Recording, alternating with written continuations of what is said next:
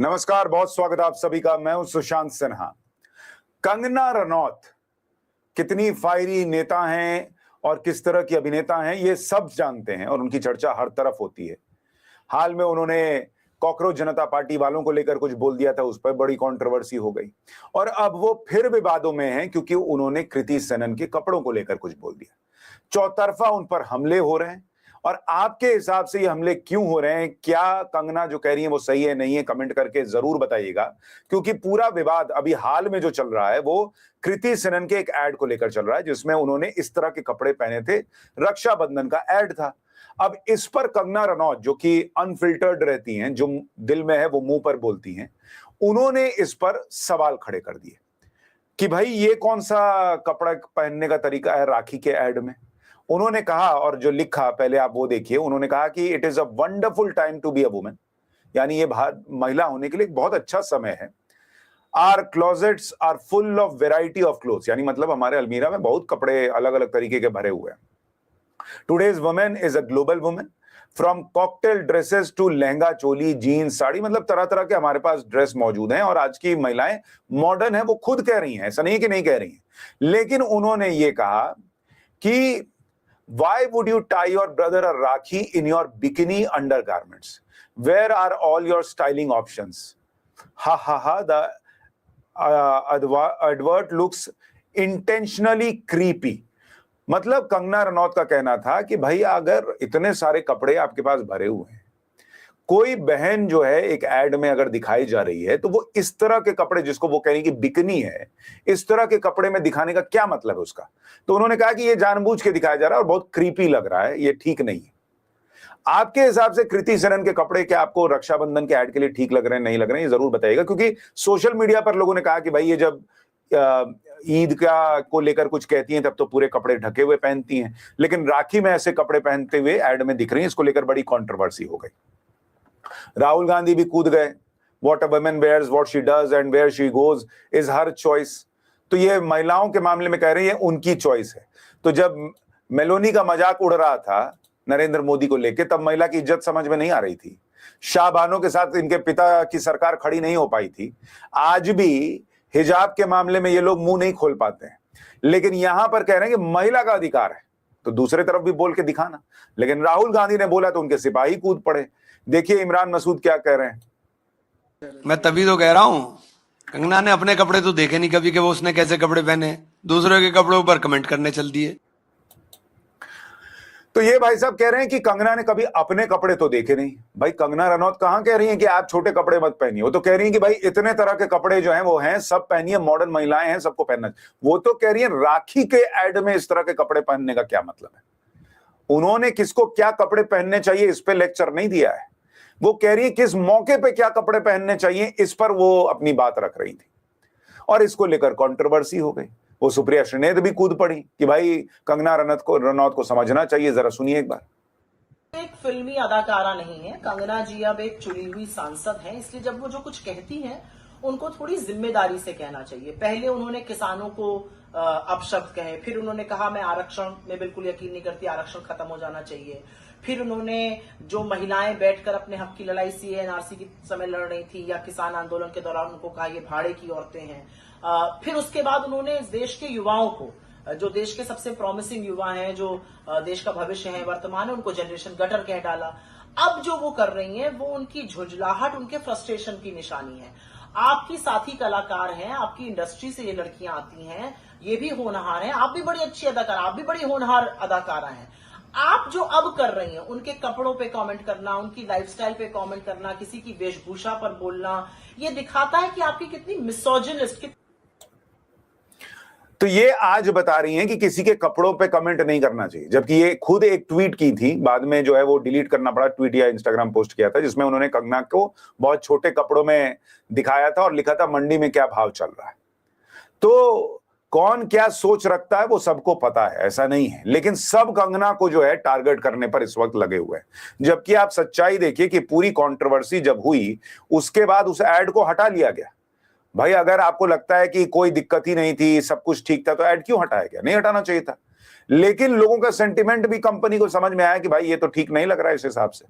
और जो लोग आज कंगना को ज्ञान दे रहे हैं, अभी कल ही इलाहाबाद हाईकोर्ट का फैसला आया है कि स्कूल में हिजाब जो है वो अलाउ नहीं किया जाएगा क्योंकि वो इस्लाम का इंटीग्रल पार्ट नहीं। उस पर क्यों नहीं ये लोग बोलते कि हाँ सही फैसला है? उस पर ओवैसी खड़े होकर बोलेंगे ना फैसला गलत है। राहुल गांधी ओवैसी को बोले कि नहीं ये महिलाओं की चॉइस का मामला है, वहां पर जो है वो जिस हिसाब से अपने हिसाब से कपड़े पहनना चाहे पहने, हिजाब जो है वो क्यों पहनना चाहिए उनको, बोल सकते हैं राहुल गांधी। और स्कूल में किस तरह के कपड़े तय होने चाहिए इसको लेकर कोर्ट का फैसला आया है। उसके बाहर राहुल गांधी बोल के बताएं कि भाई जहां जिसको जैसा मन पहनने की इच्छा है वैसा करके वो दिखाएं, वो नहीं बोल पाएंगे। लेकिन ओवैसी देखिए खुल के कैसे आज इलाहाबाद हाई कोर्ट का जजमेंट आया, हमारी एक बेटी स्कूल में हिजाब पहन रही थी, हिजाब पहन के कोर्ट ने कह दिया कि हिजाब आप नहीं पहन सकते। मैं इस हाई कोर्ट के जजमेंट के खिलाफ हूं, इससे एग्री नहीं करता हूं। क्योंकि साबरीमाला केस सुप्रीम कोर्ट में चल रहा है और Supreme Court reserve for judgement है। इलाहाबाद हाई कोर्ट के फाजिल जजेस को अपना जजमेंट रोकना चाहिए था। जब Supreme Court is seized of that matter, 9 जजेस ये डिसाइड कर रहे हैं। क्या डिसाइड कर रहे हैं कि एसेंशियल क्या है। तो आज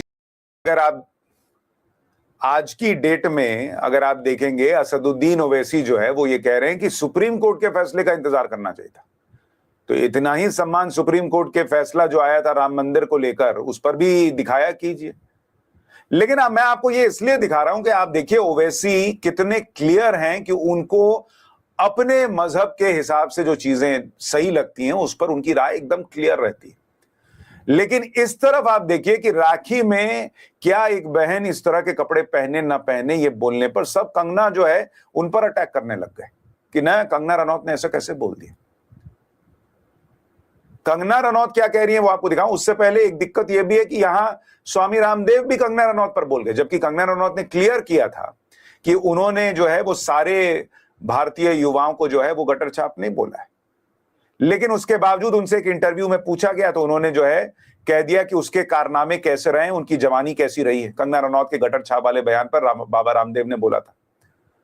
तो कंगना रनौत रुकती तो है नहीं, उन्होंने उनको भी बोला कि भाई बाबा जी डोंट ड्रीम अबाउट माई जवानी और बेडरूम, मतलब मेरे जवानी और मेरे बेडरूम के बारे में दिवा स्वप्न मत देखिए, दिन में सपने मत देखिए। One can only assume based on rumours and gossip. At least मुझे कभी सुप्रीम कोर्ट से फटकार नहीं लगी for false fraud medical efficacy claims based on hard facts, not some gossip और assumptions. So don't give me character lessons. तुमसे तो बहुत ज्यादा बेहतर है मेरा कैरेक्टर, नो फ्रॉड।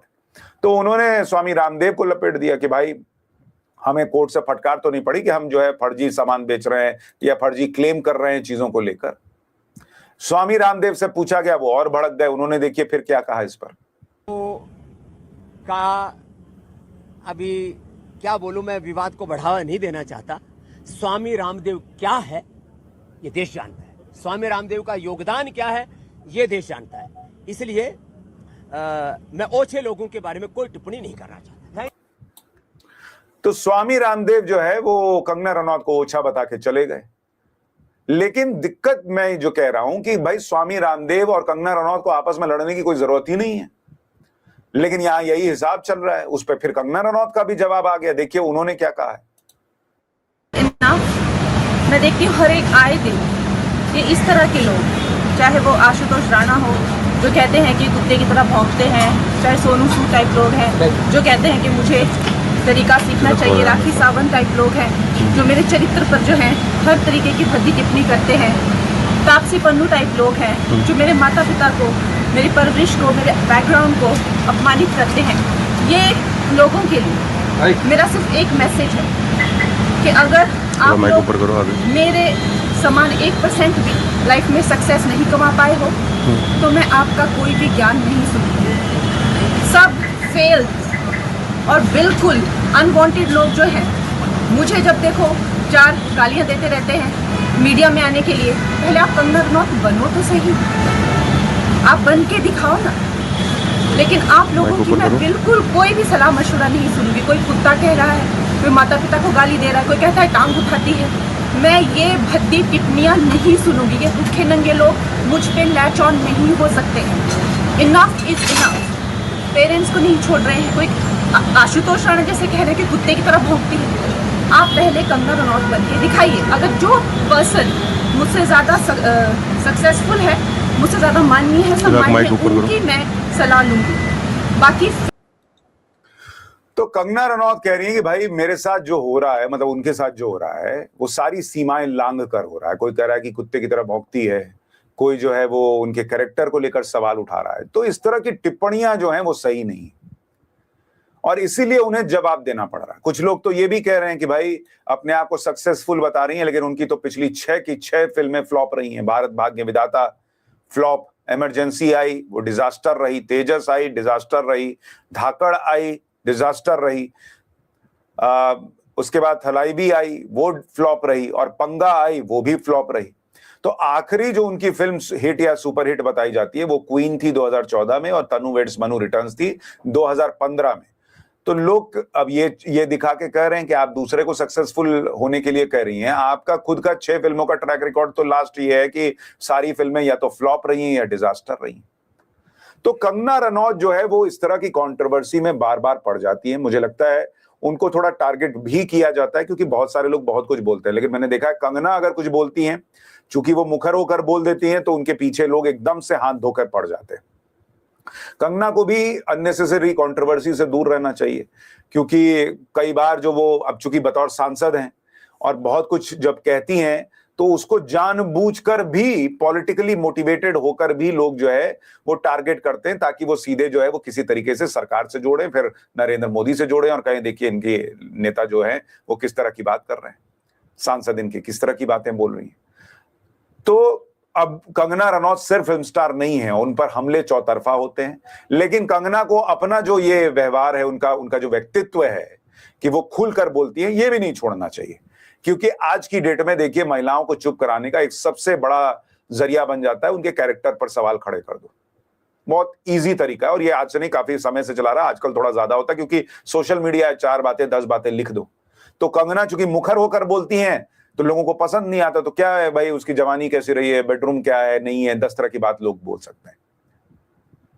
लेकिन आज की डेट में जो स्थिति बनी है उसमें कंगना अनअपोलोजेटिक है। वो साफ कहती हैं कि भाई या तो मुझसे ज्यादा सक्सेसफुल होके दिखाओ तब मैं तुम्हें सुनूं, या फिर जो मैं कह रही हूं उसमें अपना तर्क दो कि भाई ये कैसे सही है या गलत है। अब कृति सेनन का जैसे मामला है, उसमें सोशल मीडिया पे बहुत लोगों ने कंगना का समर्थन किया कि भाई राखी में इस तरह के कपड़े का क्या मतलब है। बहुत लोगों को लगता है भाई मॉडर्न जमाना है, ऐसे कपड़े पहने जा सकते हैं। आपकी राय क्या है, कमेंट करके बताइएगा। और कंगना रनौत का कृति सेनन विवाद हो या स्वामी रामदेव से विवाद हो, आपके हिसाब से कौन सही है उसमें कमेंट करके अपनी राय जरूर दीजिएगा। नमस्कार।